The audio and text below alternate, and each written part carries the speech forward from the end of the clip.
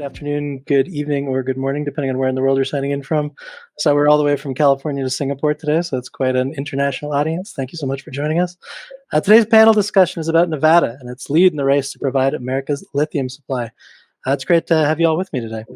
I wanted to do a really quick round of introductions. So real quick, starting with Dr. Bill, love you just give your name, role, and your company, and then we can get into the meat of today's discussion. So Dr. Bill, start with you. Hey, thank you, Romeo. I'm Bill Willoughby. I'm the CEO of Century Lithium Corp. Throw it to Stephen.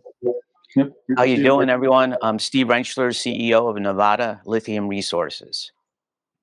Greg, if you don't mind. Hello, everyone. I'm Greg Reimer. I'm the President and CEO of Surge Battery Metals. Throw it to Tim.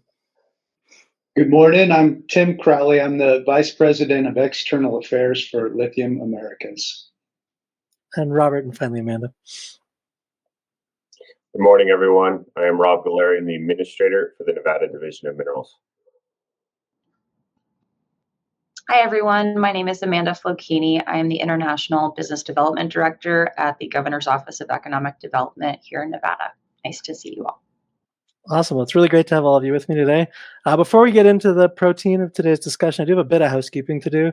First, I'll say today's event will be recorded and available for replay in the late afternoon, so you can watch for that in your inbox. Today's event is also interactive, so feel free to pose a question in the chat box in the bottom right of your screen anytime during today's event. Really on-topic questions, I might break into their pre-existing questions and ask the speakers. Otherwise, we'll try and tackle a couple at the end. Now, I will say if questions are specific to an individual security or kind of off topic from today's conversation, still feel free to pose them. I'm just going to make sure they get passed to the correct organization's team, and they'll get back to you as soon as possible. That's enough out of me. I know you're not here to hear from me. Let's get into the conversation. So, Amanda, I'm going to throw this one to you first. In the context of the global lithium supply chain, curious for your perspective and the governor's office's perspective on what role Nevada plays and how is the state preparing to meet the presumed increasing demand for lithium, driven part by EVs, part by renewable energy sectors, and more. I'll throw it to you first. Awesome. Thank you, Romeo. Yeah, so I'll kind of just start really quick. The beginning of 2023 was just essentially the beginning of the current governor's administration. He was elected in the end of 22. We actually had a 5-year strategic plan come out through our office, which really highlighted sort of a electric, innovative, and connected future for the state, really kind of playing off of our historical mining industry here. But obviously, too, we're kind of known for being the lithium capital of the U.S. As of right now. So we have the only active lithium mine in Silver Peak, Nevada, and as you'll hear from other folks on the call today, that there's quite a few other lithium projects in certain stages really taking off here in the state. So from that plan, though, that's been really sort of the driving force to kind of putting Nevada on the map, especially in relation to lithium production, as well in related to, I think you mentioned, electric vehicle production, but not just in electric vehicle production, but I think we're really focused on, like you said, renewable energy sector. I think a lot of policies in the last few years have really been driving that. And driving the position that we're in to sort of be that lithium production, battery manufacturing sort of capital of the U.S. So that's something that we're really poised to build out. I think from the 5-year strategic plan, there's been a lot of analysis and looking at the different verticals of the lithium battery supply chain here in the state. Through our office, we've kind of identified 7 different verticals, all the way from extraction to recycling. And so it's definitely, we're the only state right now that's been able to we have a private industry in each one of those verticals and multiple of those. So I definitely say that we're putting a lot of our energy into building out the lithium supply chain in the state because of this 5-year strategic plan, looking at, again, policies have really been driving that. Also, too, from a federal perspective, you look at the IRA, you look at the bipartisan infrastructure law, a lot of those federal funding mechanisms have really played a huge part in bolstering the lithium industry here in the state. Awesome, thank you. Robert, I'm going to throw it to you for your perspective on what role Nevada plays in your view in meeting America's lithium demand. Yeah, that's great. So realistically, looking at a global scale, there's three really main types of lithium deposits. There's the spodumene mines, which are not really generally found in Nevada. And then you have brine and clay. So there's two really pathways, depending on the type of deposit you're looking at, for permitting within the state of Nevada. Clay deposits have been generally, their regulatory framework has been identified for a long period of time. We treat that as the same as what you would go for any other commodity such as gold, silver, copper, anything else. And you're going to follow the existing framework that's been in place since really the late 80s in the state of Nevada. You're going to be working with the Nevada Division of Environmental Protection, and mainly the Bureau of Mining Regulation Reclamation Branch, as well as the federal land managers and the BLM, mainly in the state of Nevada, and this is going to be done in tandem. So that's where we're going to look at for getting it through there. The brine deposit is going to be a different pathway. This one is relatively new. This is generally we're looking at new DLE technologies, direct lithium extraction technologies coming out, how this is going to be permitted. Our agency specifically has developed a dissolved mineral resource exploration regulations, which allows a company to do exploration for brine up to 5 acre-feet of brine pumping in an individual basin before a water right is required. Once you go past that 5 acre-feet, if you want to go past that, you're going to look and see to get a water right in that basin. So the state of Nevada is very fortunate to have both clay and brine deposits. We are seeing a lot of exploration within the state of Nevada. There's a lot of new companies coming online that are quickly developing resources through exploration in either both brine or clay, and sometimes a combination of the two. Nevada's geology is really unique. We have an amazing mineral endowment, and we're really just scratching the surface of the lithium potential within the state of Nevada already. Currently, we already have just exploration, over 113 million metric tons of lithium identified in resources through these exploration processes. Of course, each one of those is an individual company that may have a different cutoff grade, depending on brine or clay, but there is a significant amount of lithium potential within the state of Nevada. Awesome, appreciate that. So let's jump to the private sector now. So the top row on my screen. Speaking of clay deposits, Dr. Bill, I'll ask you to come off mute and speak to what you think the role Nevada plays in meeting America's lithium demand. Mute button should just be on the bottom of your screen there. There it is. Good. Okay. Well, Robert just said, a huge amount of resources in Nevada, and particularly in lithium clays.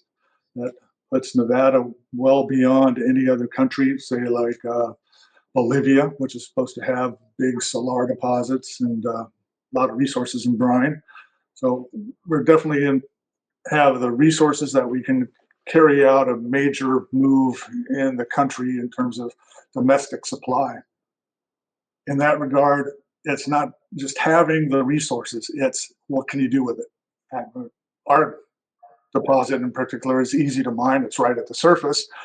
What do you do with it when you get it out of the ground? You need to process it. And we've spent a lot of time, we have a pilot plant down in Amargosa Valley that we've been working on for 2.5 years now. And that's a key part, is how can you get that lithium processed? How can you make a product out of it? To finish off that thought, with lithium clay, as opposed to say hard rock, you're looking at a process which encompasses both the mining and lithium extraction, and also the recovery, the same way that you would in brine, where you're trying to get to a battery product. Where key point in Nevada Lithium is that it's end to end. We mine it, and our goal is to wind up at the end of the day with either a battery grade lithium carbonate or hydroxide. So that's where we fit in. And as far as where do we fit in the country, Silver Peak is a nominal amount of lithium carbonate that's produced there. I think it's around 5,000 tons a year of lithium carbonate. World demand the last year was around 1 million tons. So you look at Silver Peak's A, it's 0.5%. That's pretty nominal. Tim's Thacker Pass project is going to come in and produce 40 to 80,000. That's very significant. And that's our goal with all the other lithium clay deposits in Nevada, is to get to that level of being able to support the domestic supply in the U.S. Awesome. Yep. Speaking of Tim, I'll shoot it to you directly from Reno for your perspective on this question. Yeah, thank you, Romeo. So Lithium Americas is building the Thacker Pass project, as Bill mentioned, and it is a large deposit. It's one of the largest in the world, and we're really advanced in moving this project forward. We're lucky we're fortunate to be building this in Nevada. Of course, Mother Nature dictated where the deposit is, and it's a special deposit. But the state of Nevada is also a very great place to be developing. And not only is it my home state, but it has a business climate that is great to work in. There's a support system that helps you pull these projects together. There's a regulatory regime that is thorough, ensures that you're doing it right, and by the way, we've enjoyed some support from the state of Nevada to move our project forward. So it's an ideal place to be. Traditionally, Nevada's had a very narrow economy, and so in an effort to broaden that economy, diversify the economy, a lot of the whole supply chain, as Amanda mentioned, is moving to Nevada, and that just adds another layer of benefit to working and thriving in this state. It's got a workforce that is looking for some additional opportunities, and it's also just a very high standard of living. So workforce development is a tough thing. It's a tough thing all over the country, but getting the workers that we need, if we can't get them locally, which is our first choice, we don't believe that we're going to struggle too much to bring in and import the workers we need, both to build Thacker Pass, which will take about 2,000 people at its peak, and to run it once we're up and running in a few years. And that'll be a workforce of around 300 to 300 people. They're going to come here and love it just like I do. And it's a really special place.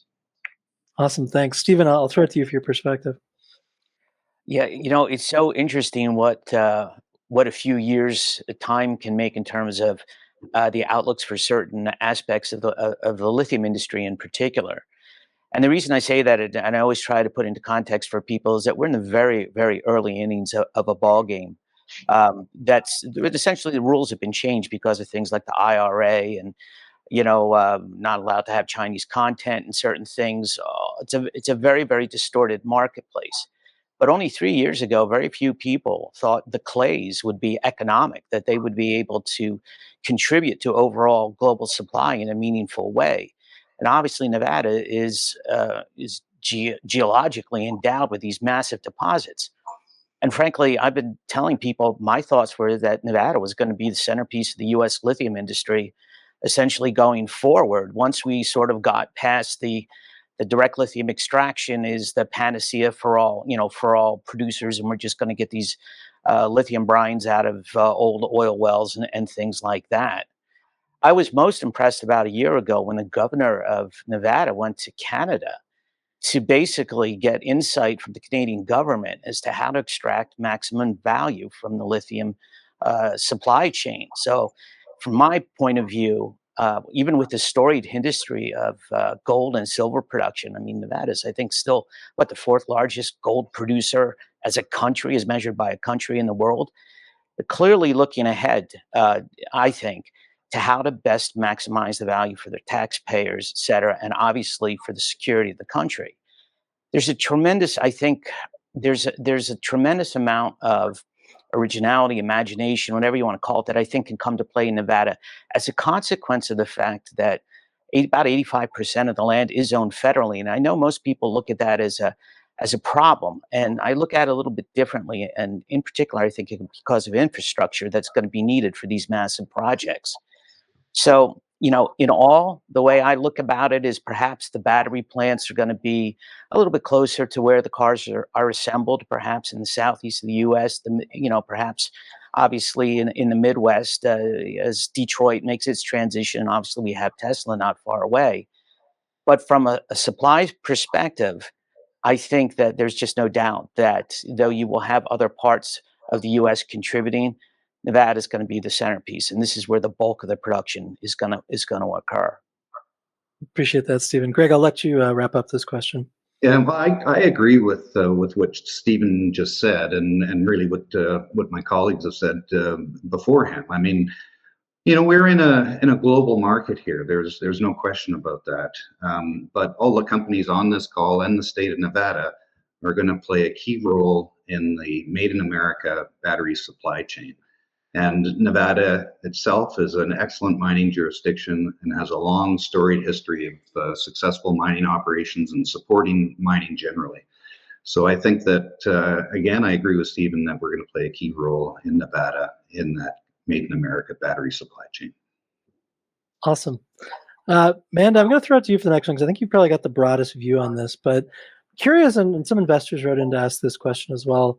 That's how are partnerships and collaborations between private sector, government, and academia being leveraged to drive innovation and growth in the sector? Awesome. Yeah. So this is actually kind of exciting to talk about. So I'd say in the last probably 3 years, the state of Nevada, we've worked really closely with our university partners as well as private industry. We actually have been working. I'll kind of split it up from north to south. So right now, UNLV and Desert Research Institute here in the state, they're a part of a tri-state consortium with Arizona State University, as well as University of Utah and quite a few other entities. But it's basically, they have been awarded a National Science Foundation Award for its Southwest Sustainability Innovation Engine.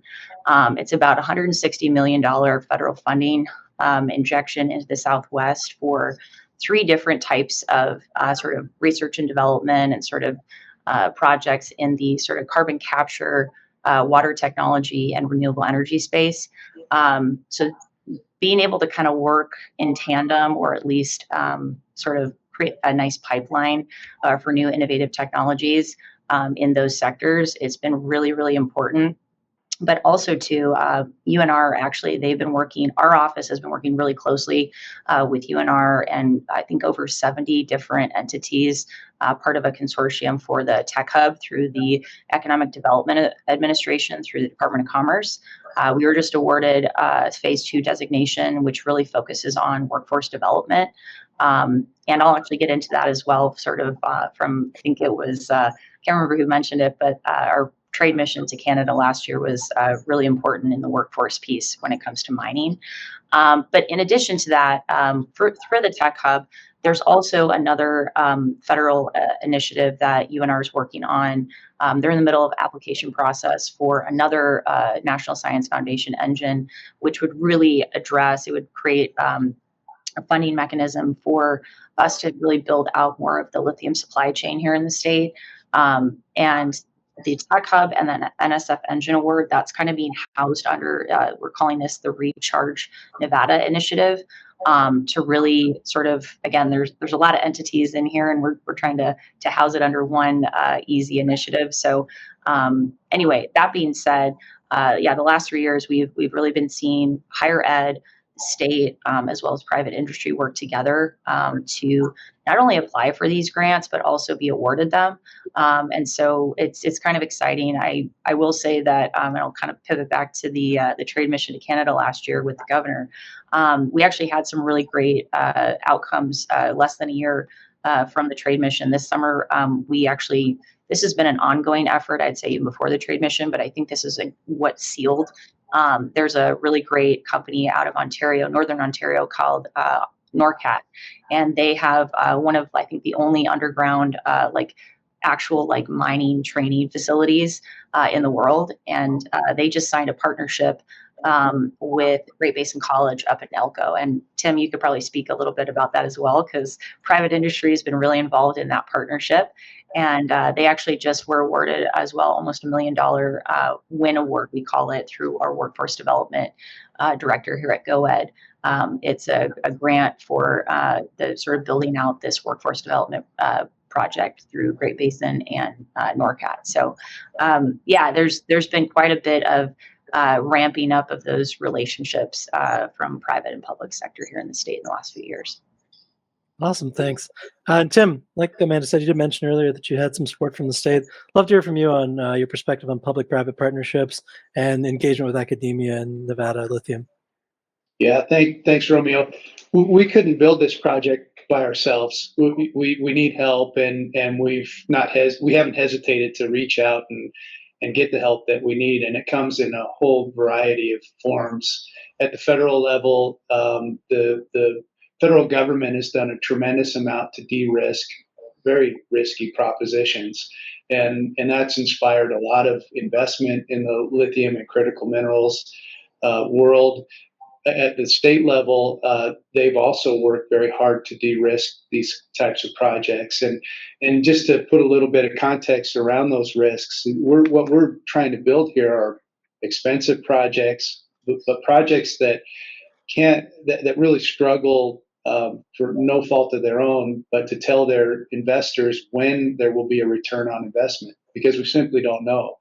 The permitting process is long, and there's no really finite end to it, because you may have a timeline that's defined, but then it rolls almost in every case into an appeals process, and that doesn't have a timeline that's defined. And in our case, we're through that appeals process, but it took 2.5 years.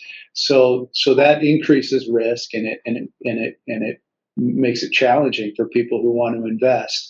So having support from the governments to say, yeah, we need you from a national security standpoint, we need you from a material standpoint, we need you to change our economy to an electric economy, those things matter. And then you get into more granular issues like workforce development, like Amanda was talking about. That's a big deal. We're known as being a mining company, and indeed we will have a mine, and we are going to mine an ore that has lithium in it. But we're predominantly a chemical company. We're going to take that ore and we're going to turn it into a high purity battery grade lithium chemical. And that's all going to be done on the same footprint. It's all in that whole supply chain, from where we bring it out of the ground, turn it into a chemical, and then sell it, in our case, to General Motors, is all going to be done domestically.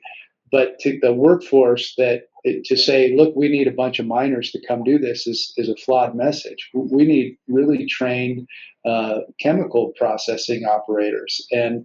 And so we are working, as Amanda mentioned, with Great Basin College. They have campuses in Winnemucca, which is closer to our operation.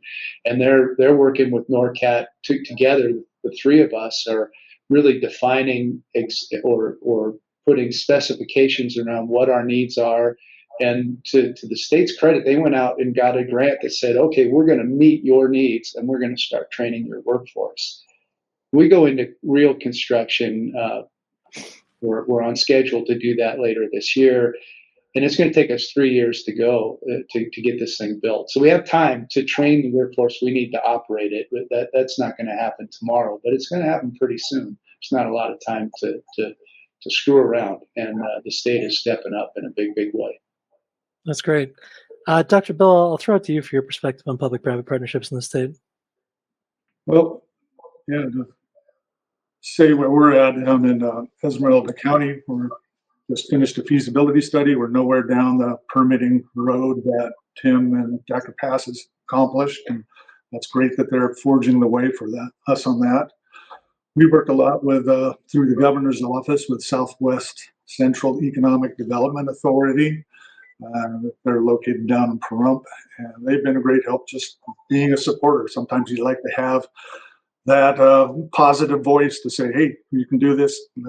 We support you, and we're going to talk to you about housing and various issues that we have that we're thinking about, such as infrastructure. So that's been really beneficial. On the university side, academia, we have one director who's closely affiliated with Colorado School of Mines, so we've done some of our research work through there. We've also had some industry collaboration. We had Koch Industries helping us out with our ion exchange process down at the pilot plant for about a year. And all those things come together. So we are working hard to innovate and create something that's really new for the country. As Tim said, it's thinking chemicals, thinking process, and how do we get there? It's a pretty exciting time. Tough time in lithium for where the prices have gone, but there'll be a bounce back and we'll be there. I appreciate that. Stephen, I'll throw it to you for your take. You know, in the particular case of lithium, it's very interesting because I think to echo, I think Tim just mentioned, lithium companies are essentially chemical companies when you think about it. The geology is very interesting, particularly in Nevada, because it's never been needed previously because the salars and then the spodumene came along, et cetera. And whereas we were told, oh, you could never basically get the lithium out of the ground, I think that's being proven more and more that's simply not the case. The research facilities are really instrumental. The collaboration with them is very, very helpful. Just sort of from primary geology in terms of identification of some of these minerals.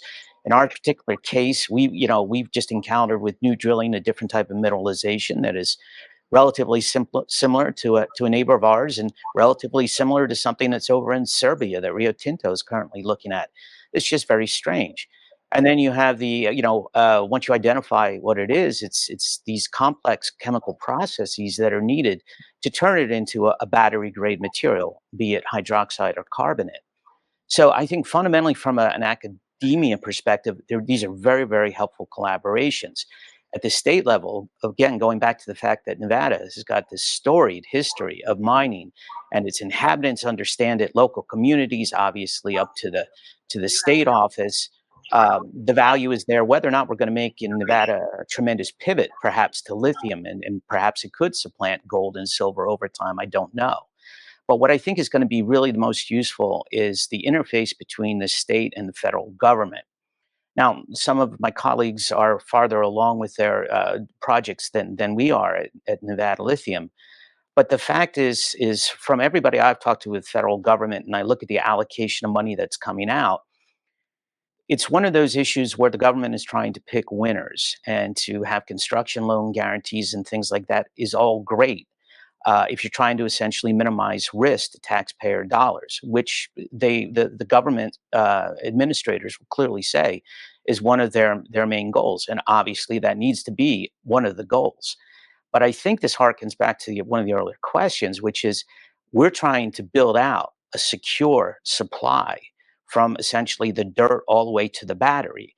And if you're doing that, in my perspective, what we need to do is change the federal government's mindset in terms of allocations of dollars to more of a portfolio approach. And this harkens back to my background in a different life, which is the necessity here is not to pick the winner. The necessity is to pick enough winners to make sure that you get that secure supply chain. And from my perspective, the state understands that. Again, it goes back to the fact there's so many gold and silver mines out there. They understand more about private development of assets. So what I'm looking forward to is more collaboration with the state and its ultimate interface to the federal government, as we, of course, continue to attempt that interface at the federal level on our own. But I think you're going to start to see a change, and these billions of dollars that you hear that are basically in the government's coffers ready to come help build the supply chain out won't necessarily be for such advanced technologies or technologies that can be commercialized in a relatively recent time frame in the not too distant future. It's going to be more about the acknowledgement that companies like ours and some of my peers on this panel simply need a couple $1 million a year to continue to keep the drills running to figure out if you even have a viable project. And that's going to take a bit of a mindset, a change. But as I said, 3 years ago, people didn't even think the clays were going to contribute much of anything to global supply because they didn't think they were going to be needed. So that's my perspective. Yeah, I appreciate that very much, Stephen. And Greg, I'll ask you to come off mute and give your take on this. Well, all of the companies on this call are further along in their development than our company, and we've benefited greatly from the work that they've done, kind of moving their projects ahead. But I do want to continue on with the theme that Tim and Stephen talked about in terms of the chemical engineering. Whereas lithium clay mining is mining, yes, but it's chemical engineering in order to, of course, extract the lithium. And as I see things developing, I think that governments can play a role in consolidating the knowledge that we have all learned as we go down the continuum. Notwithstanding that our clays are different, and at the end of the day, we're not going to have the same processes, but there's good knowledge that we can use, and supporting what Stephen said, that there's got to be a consolidator role on that chemical engineering side as we go through trying to figure this stuff out. Our company's just at the beginning processes of dealing with that. And we've used some resources at local universities in Reno in order to assist us. So I think that academia has a significant role to play, not only in assistance, but in kind of consolidating the resource knowledge and the extraction knowledge in order to support us more generally. I appreciate that. And Robert, I'll end with you here. What are you seeing as trends in terms of public-private partnerships in the state? So within the state, we're seeing a lot of early exploration companies really coming to the state and asking the questions early of where they need to go. A lot of this new claim issues on federal lands are being identified early in the process. There isn't much case law set in stone for what types of claim deposit or what types of claims need to be filed on these. And so having those early conversations and then creating those local community impacts. And so having the conversations like everybody here from industry has done, right? They're instantly contacting the local communities, working with the local economic development authorities, as well as working with GOED to be able to identify federal funding opportunities within the state or within the federal agencies to come down and help assist with this early exploration phase. One of the biggest things that we're seeing within the state is there are new technologies being proposed, right? As regulators, we have to look at these new technologies and how to apply them to existing regulations. And so having the companies come to us early and often when they're trying to permit a new technology is going to be vital for them to have that opportunity to get it in front of the permitters. If it's a new technology and never been tested before, such as what's being done in Nevada by SLB down in Clayton Valley, where they are developing and building out a brand new direct lithium extraction process, right? It is a new process. It's going to take time, but the governor's office has done a lot of work to be able to increase the ability to hire staff within the state of Nevada to be able to get these permits pushed through and be able to get them done and weighted in an efficient manner. Appreciate that. I'm going to stick with you actually for the next one, Robert. And this is a broad question, so take it whatever direction you'd like. But curious, and this ties in some questions from the chat as well. What do you see as the biggest challenges, but obviously also opportunities for Nevada in maintaining its currently leading role in lithium production over the next decade? I mean, the biggest challenge and opportunities are kind of one and the same for it. So the challenges are going to be permitting. Just like I was saying, it is not a quick process to permit a mining operation. Tim could talk about the gray hairs that he has acquired over the last nearly decade of permitting the mine that is now just finally up and running. But with that said, right, the Biden-Harris administration did an evaluation of the mining law reform. During that evaluation, they looked at all the permitting processes within the states, the United States. They also looked overseas. They looked really hard into Canada, Australia, and other partners like that. And what they ended up finding is actually the BLM Nevada partnership that was created a long time ago and it still continues today is actually the gold standard for permitting. So although the permitting process is never going to be a super fast process, Nevada does have the best permitting process. Now we're seeing a lot more bills coming out. So we have both bills in the Senate with Manchin and Barrasso, and then we have the House bill with Congressman Amide out of Nevada looking to do mining permitting reform. And these are going to be really important to be able to, one, streamline the permitting process to eliminate the duplication that does exist in it, but still be able to provide the necessary environmental protections while permitting, as well as to clarify some of the recent rulings that were made out there on mining claims and the process of mining claims and validity of mining claims. They're going to be real important in the future for being able to help streamline the process, keeping that on the top. Awesome. Appreciate that. Amanda, I'll throw it to you for the same question. Just looking at the next decade, what are the biggest challenges you see? So I think This particular issue is a challenge, but also an opportunity. I'm going to go back to the workforce development piece. I think Tim kind of expanded on that in a really, really positive way, where where they're at in the process, and they're looking, they're going to be looking for chemical engineers, right, for the processing of the lithium. I think that it's really aligning your workforce development with what industry is needing, right? So it's those partnerships with private industry, higher ed, even not even higher ed, just I think just education period. Just looking at the whole pipeline from K through 12 to higher ed. So that being said, though, I think that yeah, and again, I'll go back to workforce development partnerships. In addition to the NORCAT one with Great Basin College, we're actually still working with a couple other colleges from the trade mission to Canada last year. One out of Montreal, and then one also in addition to out of Ontario. All in the mining sector. So it's really sort of leveraging those partnerships, those international partnerships, mining heavy regions. The state of Nevada is very focused strategically on Canada, Southern Cone countries in South America, as well as Australia. So it's really again trying to leverage those partnerships from a government and higher ed stance, but also just kind of again, it's relationship building and seeing where the gaps are. I think here in the state, through the Tech Hub designation as well, and the consortium of just dozens of different entities, it's really just creating those communication pathways and understanding, okay, where are the gaps and what's the timeline of filling those gaps and where are we pulling from? So I think that, again, it's a current challenge, but I think there's a lot of opportunity for growth there, and we're on that path. So I'm optimistic to see the workforce really build out in this industry. Awesome. Appreciate that. Tim, I'll throw it to you. What keeps you up at night? What keeps you excited?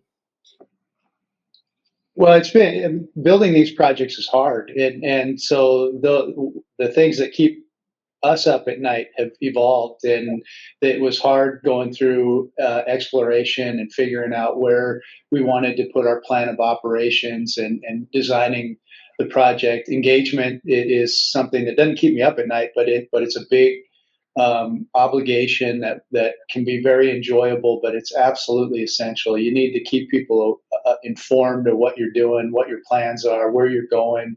And that takes a lot of time, takes a lot of energy, but the return on that is so important and rewarding.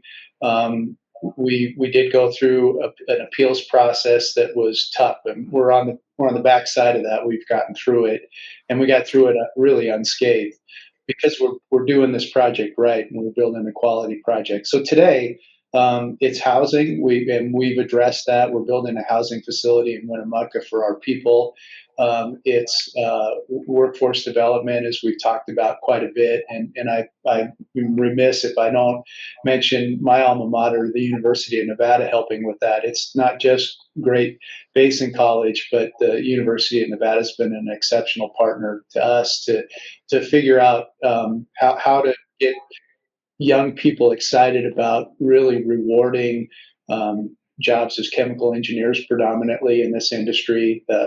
These are jobs that are not at all stagnant. They're problem-solving jobs in an industry that's going to evolve and be exciting for many, many decades to come.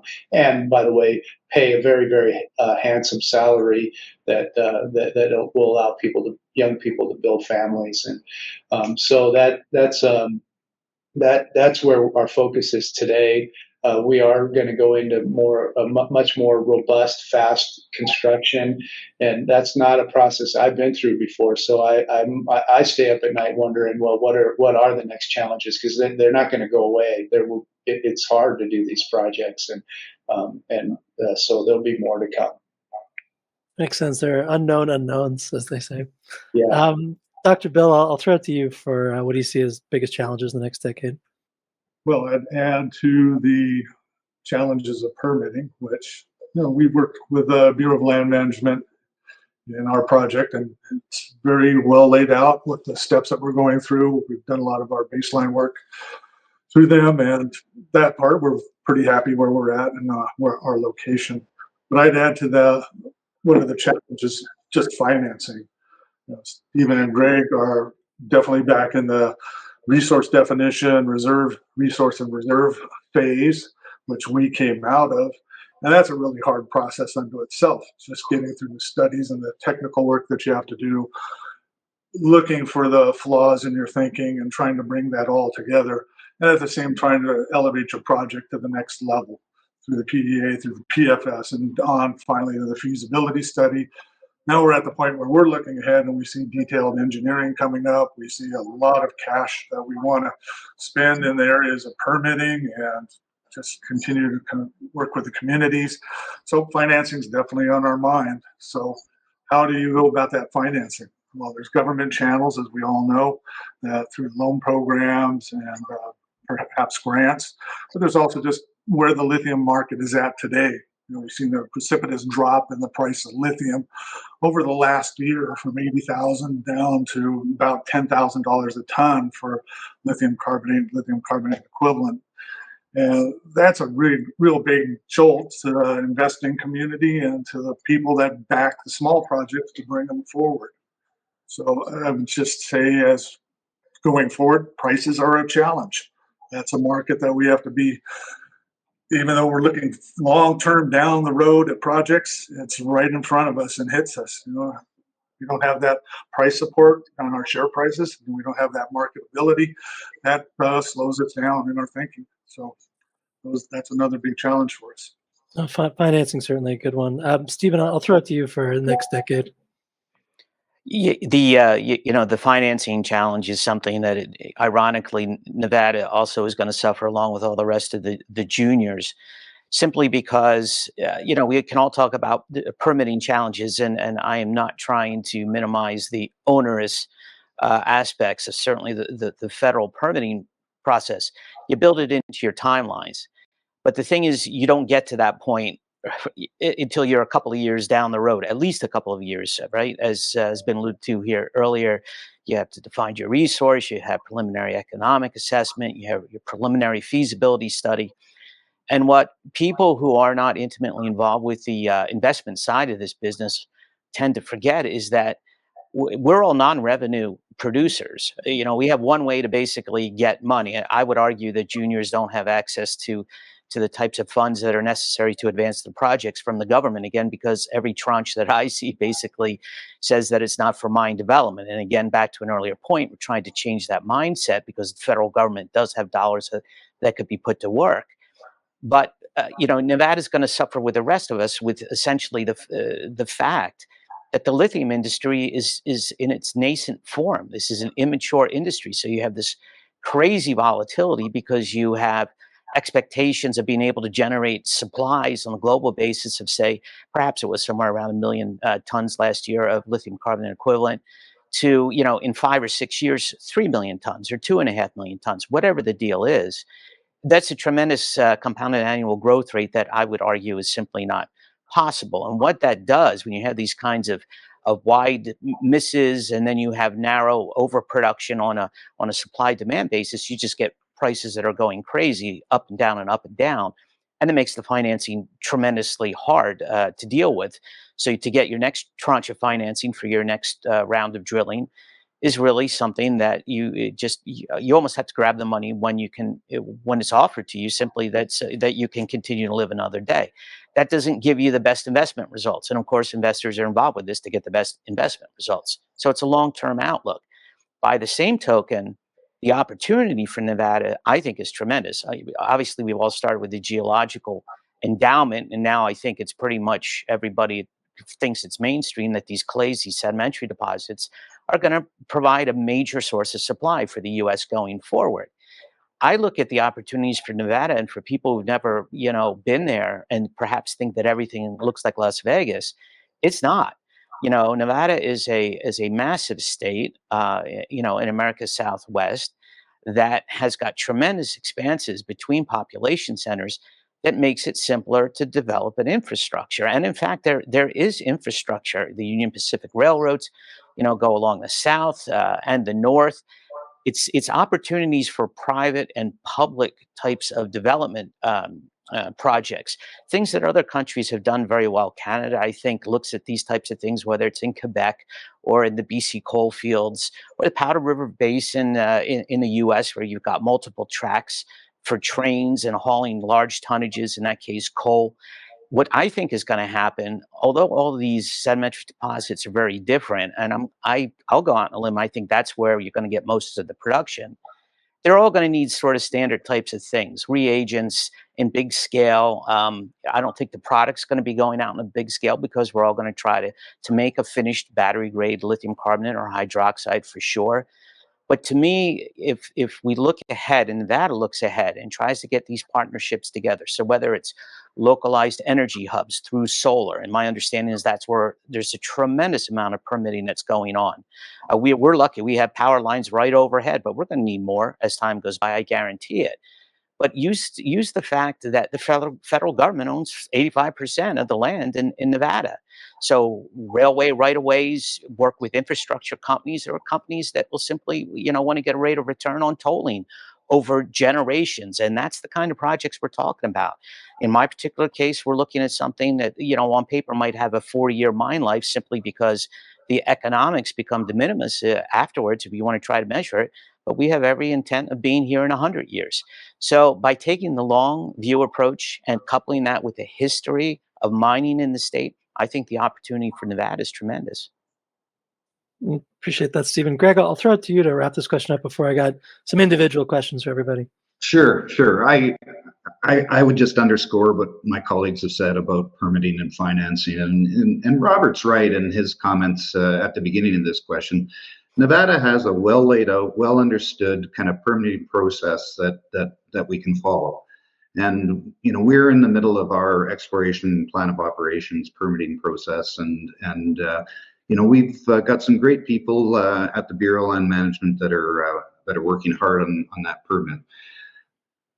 Other speakers have talked about resources and skills. And I think the one thing that we forget about in this discussion is the resources and skills on the government side. And, we've got to support the government folks and the administrations in order to develop those resources. So when we need our permits and we're working through the permit process, there are resources on the other side that can do that and get us through the process a lot quicker. I appreciate that, Greg. So now I've got one question kind of for each of you, and then I'll throw it to some of the audience questions that we haven't been able to tackle so far. Robert, I'm going to start with you here. Could you provide an overview of the regulatory framework and support mechanisms that the Nevada Division of Minerals has in place, just to facilitate the projects that are going on in the state right now? Yeah, so, the regulatory framework has been discussed here quite often. It's with the BLM and Division of Environmental Protection. It's been well laid out for a long period of time. But one of the things that the division has been able to do recently is we are being able to provide all of the ongoing and existing data on an online user-friendly format and our open data site. So it's called ndomdata.com. And what this allows is for people to come in and just do some preliminary research of mining claims, existing plans and operations, notice level activity, and even down to right-of-ways for solar, power lines, everything else that can have a potential impact to the industry or potential use on industry. We try to maintain and keep up with all the ongoing land resource issues, such as withdrawal for the Navy or sage grouse or solar PIS, those types of situations where there's a lot of impact to the potential minerals industry. We're trying to make sure we're updating this database in our open data site as much as possible, including to sometimes weekly for certain aspects of it, where if there is going to be impacts that were unseen in the beginning of an exploration or a development project, you'll be able to see where they are, resources of where to get to the data and information, as well as hopefully contacts of how to start that process, communication with potential federal land managers and others on these ongoing items within the state. Awesome, thanks. Man, I got a question for you, and that's how is the governor's office, your specific office of economic development, working to attract international investment and partnerships in the sector? And generally beyond that, what strategies do you have in place to ensure the state remains a global leader in lithium production? Yeah, so a few things. I've kind of mentioned some of them. I will say that this last year we've been a little bit more um, bullish on trying to do more outreach internationally to different regions. I think I mentioned it earlier that are obviously resource mining rich countries. A lot of our sort of international focus again is you look at Canada and they have a rich mining history, and so it's really just kind of identifying our international partners in the industry and really creating or procuring better relationships and best practice sharing and sort of just again creating MOU partnerships, things like that. The other thing I wanted to mention was looking at our current landscape, I think that there's a lot of cohesion even with the state agencies, with the feds. I think we've been obviously taking a lot of guidance from the federal government's sort of guidance on, different funding mechanisms to really build out these supply chains. One thing that I kind of like to say recently that, and Nevada is kind of famous for this, like we historically have not been super keen on trying to go after federal dollars for private industry, development here in the state. But I try to tell folks, it's your tax dollars going to the federal government. It's our job to maybe try to go back and bring some of that back to the state and build out and try to, increase our economic development here. So if the money's there, we want to be able to pipeline that back to projects here that we see as very critical for obviously energy security, national security. And so that's something that I know Rob and I we've talked a lot about with different mining companies that hey, there are still federal funding opportunities for you guys to go after, trying to kind of guide those companies in that direction. But also too, I have to give credit to our federal delegates in the state. As Rob mentioned, Congressman Amade, he's got a bill in the House right now that would help streamline the permitting process, and so. I think it's there's a concerted effort on the local, state, and federal level to really kind of bolster again this industry that we want to see grow and continue to grow. Finally, I'll just kind of end with the outreach that I mentioned from our office. We're very focused on again leveraging international partnerships and from the technology side too. So we actually we've been engaging quite a bit with our South Korean partners, especially sort of on the research and development side.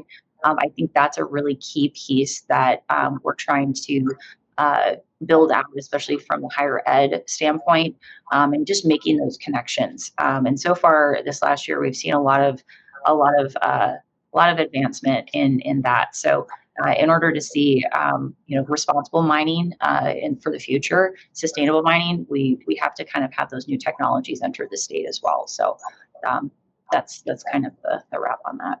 No, appreciate it, Amanda. Thank you. Tim, I'll throw it to you. Thacker Pass project, obviously one of the largest lithium resources in North America.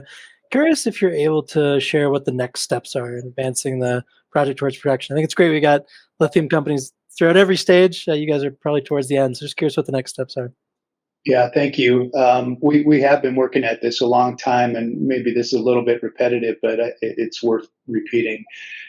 We've been at it for well more than a decade, and it takes a long time to get to where we are in developing Thacker Pass. But some of that is we wanted to move faster, but some of it has been to our advantage in that we've taken the time we need to do stakeholder engagement right. We've worked with the regulators to get our project permitted right. And that's evidenced by getting through the appeals process really in a very healthy state. It's because the Department of Interior knows that they're going to be highly scrutinized, and so they did in our case and in all cases in the state of Nevada. They do it methodically and thoroughly and prepare for people to ask the tough questions. We're through that. We're through the appeals. We've worked really hard at our tech center here in Reno to make sure that we understand the ore very well. We have to be successful. We have to be efficient, and that that process of efficiency and optimizing our process never ends. We'll always work to get better and better. And there have been a couple, Peter asked about the clays. We have two different clays at Thacker Pass, smegtite and illite, and they do behave differently. And so we understand how they behave differently because we've analyzed it and continue to analyze it every single day. And how do we blend those together? So we know that we're past that. Financing has been really difficult, and we're on the very end of wrapping up our financing for an expensive project. It'll cost $3 billion to build Thacker Pass, and the money is there. We're grateful to the Department of Energy for giving us a conditional loan that hopefully that we're on schedule to close in the coming months. And General Motors and our other shareholders who have stepped up and have confidence in what we're doing. So assuming that we will get through financing in the very near term, the next step is to build our project. And it's not just building a mine. As I mentioned, 90% of our CapEx is is a very highly sophisticated manufacturing facility. And we've got one of the best construction management companies on the planet in Bechtel, driving that, finishing, doing the engineering and the construction management. We've partnered with a company called Sawtooth Mining to do the mining for us so that we can stay in our lane and really focus on the chemical processing.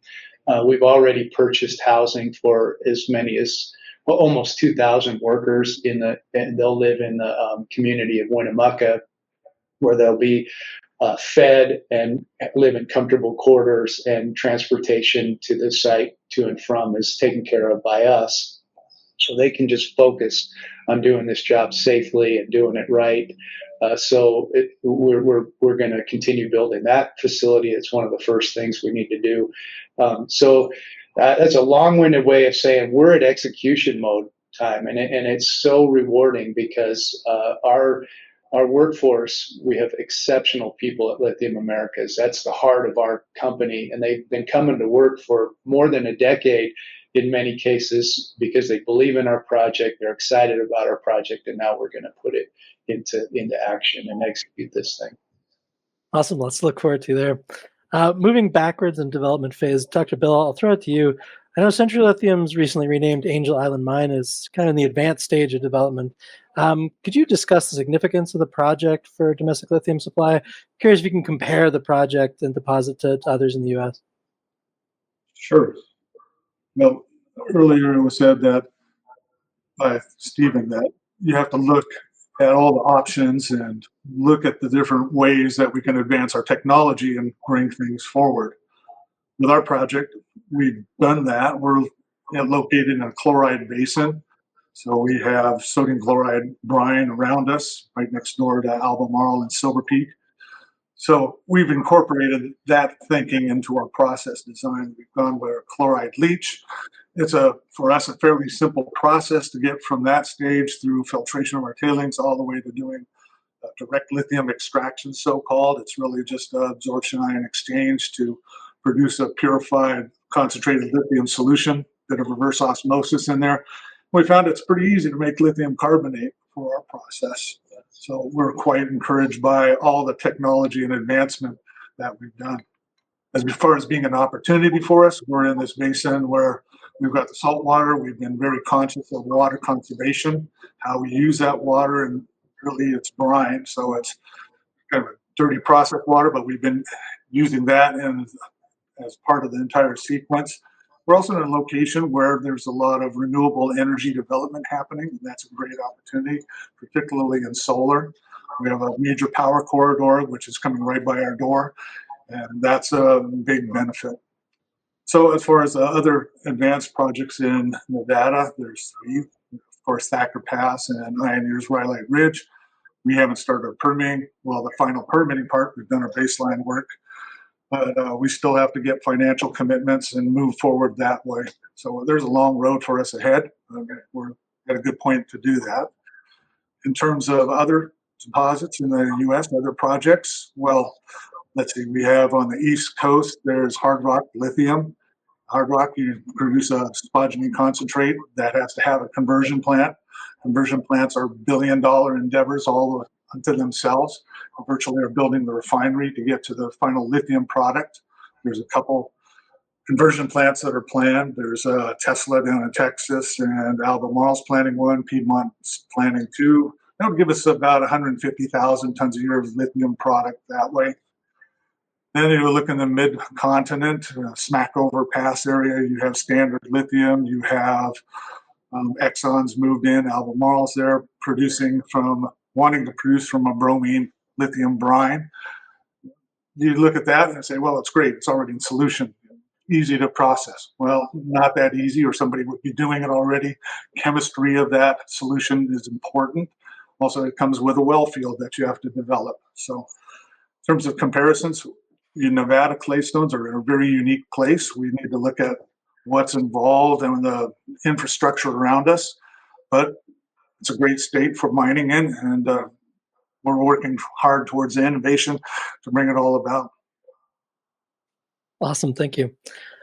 Stephen, I got one for you. The Bonnie Claire project seems to be undergoing a bit of a transformation with recent drill results. I'm curious if you can elaborate on your current exploration plans and what these findings mean for the future of your project. Yeah, absolutely. Sort of starting probably from going in backwards order, just in terms of you've been asking about global, supply, Nevada supply coming out. I can easily see 8 to 10, big clay projects ultimately coming out in Nevada, anywhere from 35 to 50, 60,000 tons a year of lithium carbonate equivalent. This is, of course, over time. Giving you, I don't know, somewhere around 450,000, maybe 500,000 tons a year of production. And we think that we're going to play a major part in supplying a significant percentage of that. What's going on currently at Bonnie Claire is very, very dynamic and has got us not rethinking, but taking sort of a pause to make sure we're making the best choices. To back up for a second, many people don't know our story because of split ownership. We were in a JV a number of years ago, not able to really fully market what we had to investors or strategics. But what we have as a 100% owned company now is a massive land package that's about 2.5 hours northwest of Las Vegas. So we're not as far up as Albemarle, probably about another hour, and a lot of the other projects, obviously Thacker's all the way up to the north. But we're in our own basin. Basically, our neighbor is the town of Beatty, a very good neighbor, by the way, but they're about 30 miles away. So we're in a place where we don't have any endangered flora or fauna, anything like that. Our closest neighbor is actually Area 51, where they, of course, keep all the aliens the U.S. government does, to give you an idea of what sort of our backdrop is. The land package is 1.25 times the size of Manhattan Island, to give you an idea of what's going on. And 3 years ago, we put together a preliminary economic assessment, which was on a very, very large resource base, arguably one of the largest globally, at about 1,000 parts per million ballpark type of a grade. Nothing terribly outstanding in comparison to some of the other ones that have been there. However, it proved very economic at very low lithium prices that are only a little bit higher than where they currently are now. And also with the net present value tremendously leveraged to rising lithium prices. So we've continued with the drill program, and what I would say is that one of the differentiations that we have with some of our other peers is the depth at which our lithium resides. So we tend to drill very deep holes, 2,000 feet, so say 600, 650 meters and deeper. And the reason I bring this up is no more than, say, 6 months ago from our last drill campaign, as we continued to drill deeper, we found that our mineralization was changing as our lithium grades were increasing. So with an overall grade we had previously of, say, 1,000 parts per million, we're now starting to see these massive intercepts, in which I say hundreds of meters of 3,000 parts per million, 4,000, 5,000, 6,000, these kinds of things. And also where, as the lithium gets deeper, the size of the intercept gets deeper. Along with that, we found that we have tremendous concentrations of boron. Boron is what Rhyolite Ridge has. Boron is what Yadar has in Serbia that Rio Tinto is looking at. The U.S. government also calls a critical mineral. So what we're doing in a very dynamic area is finishing up a current drill program that we have going on.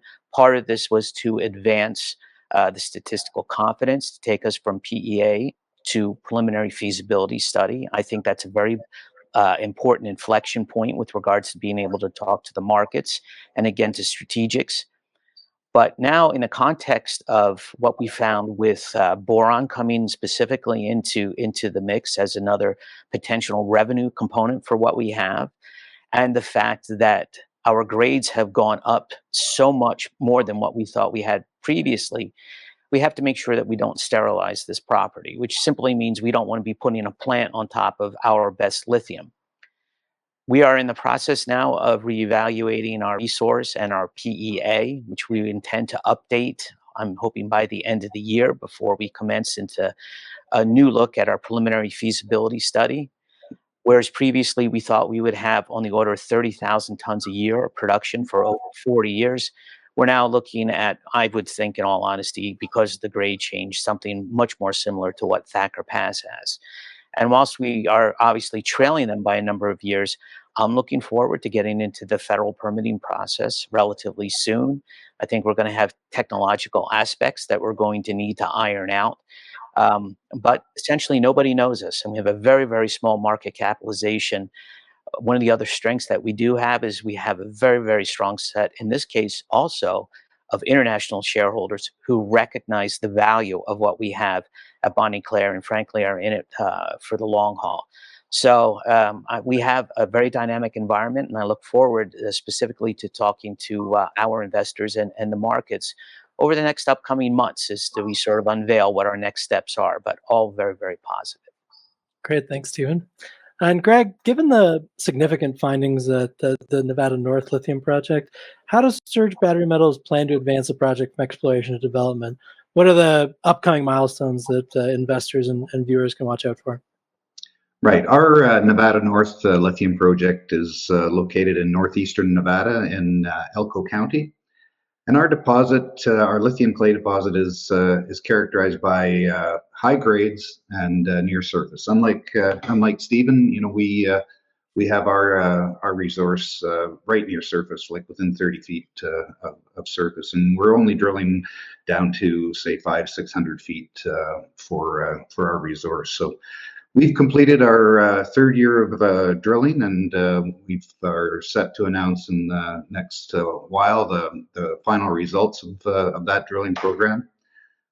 We filed our maiden mineral resource estimate in Q1 of this year, which saw a calculation of 4.7 million tons of lithium carbonate equivalent at about 2,850 parts per million. So with this drilling program, we plan to update our resource, and we expect to announce that kind of mid to late September.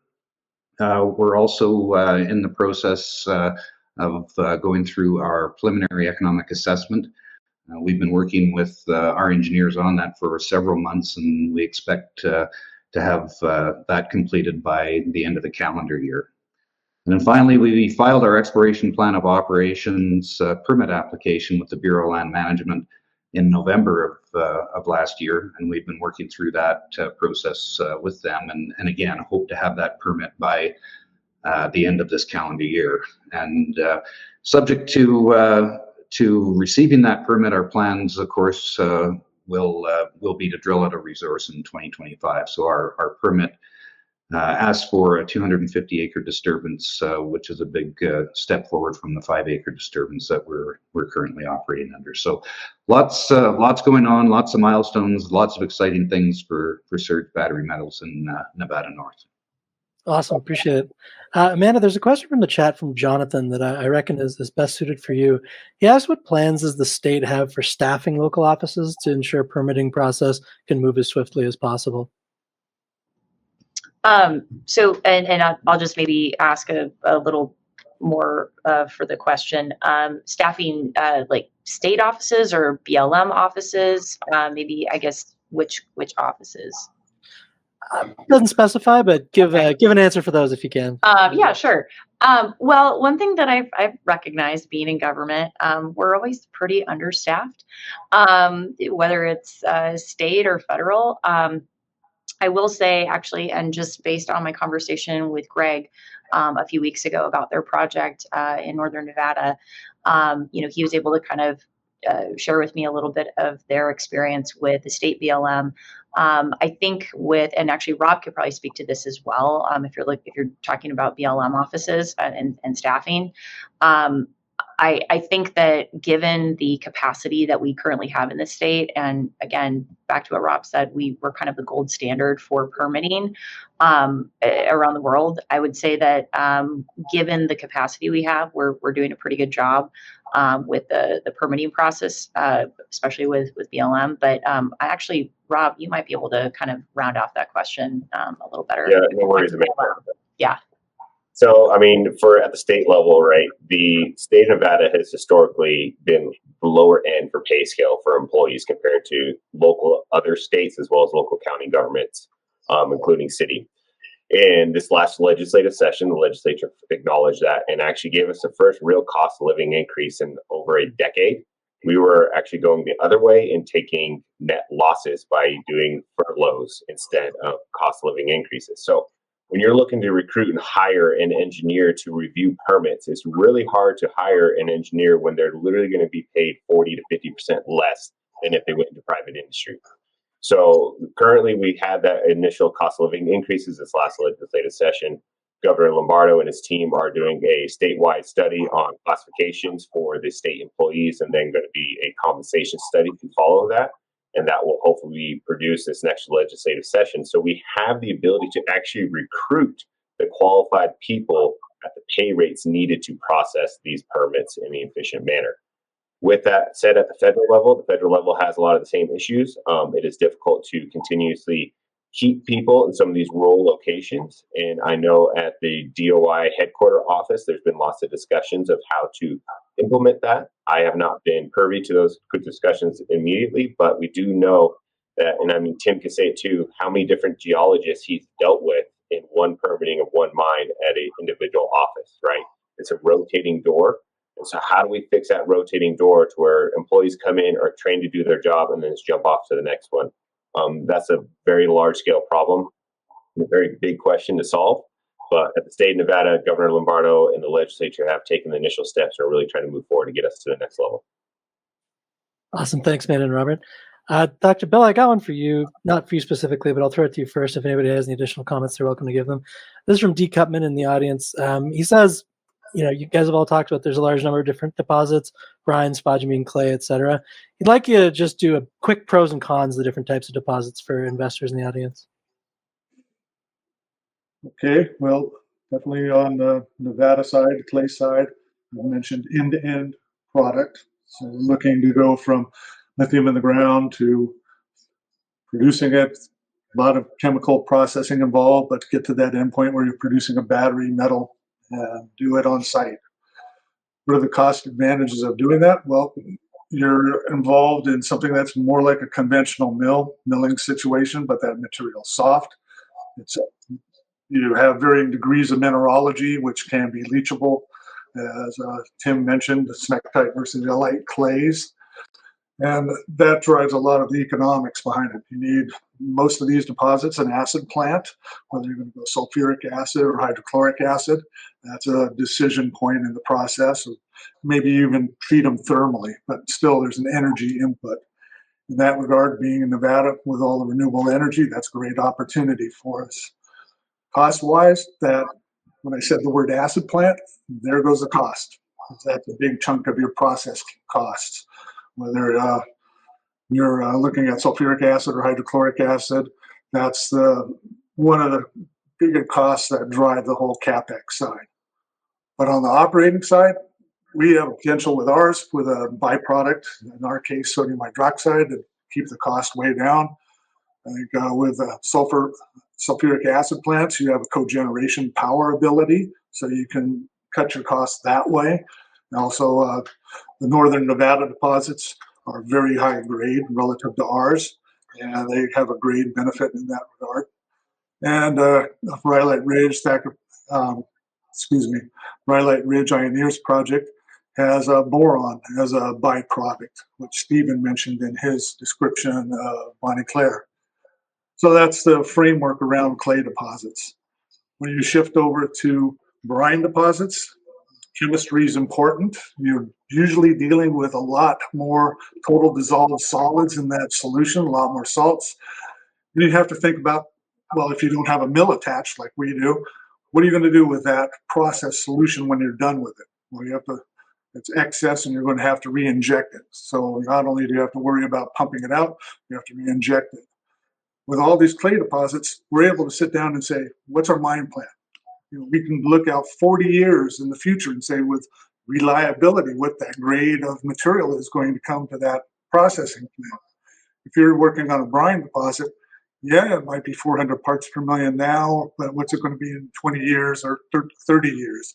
That grade, we know from various brines in the world, will drop off over time. The chemical consistency will change. And you also have the well field development. So you do have the opportunity to get lithium out of the ground that's already in solution, but you have some cons that go with that and some uncertainty around it and a lot higher solids that you have to deal with in solution. And then when we get over to the spodumene deposits, hard rock ones that are in the east and in Canada, now you're producing, by conventional hard rock mining, you're going to produce a spodumene concentrate, and you have to look for where you're going to market that spodumene concentrate. Spodumene concentrates have to go to a conversion plant. North America doesn't have any. They're all in Asia, so that means putting it on a boat, shipping it over to China. We are looking with the clay deposits to do that refining here, get the end product right on site. That's a huge benefit for us. Cost-wise, operating side, the spodumene deposits tend to be higher because it's hard rock mining, drilling and blasting and milling. The brine deposits, as we know from Chile, are much lower cost, $2,000, $3,000 a ton. The lithium carbonate's not unusual, but everybody's costs in the recent time are going up. So we have to be cost conscious, and we're looking at that. So. Appreciate that detailed run through, Dr. Bell. So unfortunately, there's only time for one more question, and we're way over time, but there's one question that's just such a tee up for Tim that I really got to ask it. And that's Steve from the audience asks, are big motor companies making moves towards doing strategic deals with lithium companies to help them secure vital supplies? Yeah, of course. They absolutely are. The supply and demand curve is something for the viewers of this show to take a look at. Demand for lithium is soaring. And yeah, there are great new projects coming online, like all of the ones that have talked today. But there's still a separation between supply and demand, and keeping up with the demand curve is something that simply isn't going to happen in the near term. There's going to be a separation, and some end users who need that material aren't going to be able to get it. That's one of the reasons why this is such a huge issue for our national security, because if we're scrambling to get the things we need for our national defense and our standard of living, and we're relying on other countries to supply us those needs, and they have choices to make because because demand isn't keeping up, we may not be on their list of a place to send the material. So yes, absolutely, the end users are locking up their future supply. In our case, that end user is General Motors, and they are now our largest shareholder, and they have the right to at least the first 10 years of all of our production. In the beginning, when we build phase one, that's enough for about 800,000 electric vehicle batteries a year. And then our intention is to double that output and get to 1.6 million electric vehicles per year. It's a profound number for General Motors. They need more. And so that rush or that work that OEMs end users are experiencing right now, that's not going to end. There will be more deals to be made. Awesome. Well, everybody, thank you so much, especially for going over time, and everybody in the audience. Those questions we didn't get to, like I said, I'll make sure they get to the relevant teams and you'll get an answer relatively soon. I expect the replay in your inbox this afternoon. Everyone, thank you so much for a great conversation. Have a great end of your day.